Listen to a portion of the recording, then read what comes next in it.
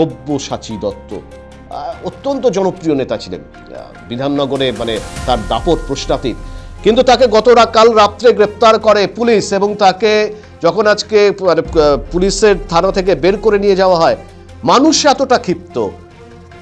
এতটা ক্ষিপ্ত যে এই যে তোলাবাজি, এই যে দুর্নীতি, এই যে টাকা আদায়, দিনের পর দিন মানুষের দম বন্ধ করা পরিবেশ, আজকে গ্রেপ্তার হতেই তার দিকে উড়ে এলো আবার সেই পচা ডিম, আবার সেই গোবর, আবার সেই টমেটো।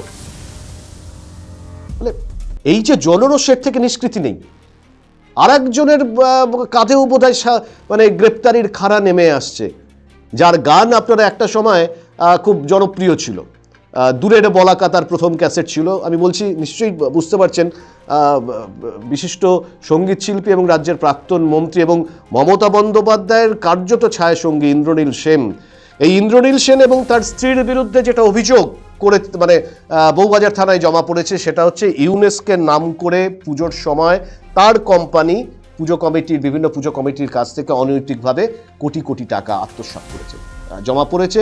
পুলিশ তদন্ত শুরু করেছে। আপনারা জানেন যে বিভিন্ন স্টেজে মানে একেবারে মানে শিল্প সংস্কৃতির ধারক বাহক ছিলেন। কোনো সময় রাজ্যের প্রাক্তন মুখ্যমন্ত্রীকে গান একটু শিখিয়েও দিতেন, গানের লাইন একটু এদিক ওদিক ধরিয়েও দিতেন। বিভিন্ন জায়গায় তার বিরুদ্ধে অভিযোগ।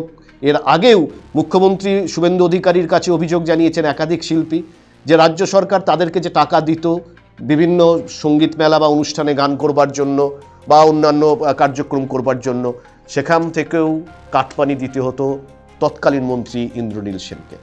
এটা অভিযোগ।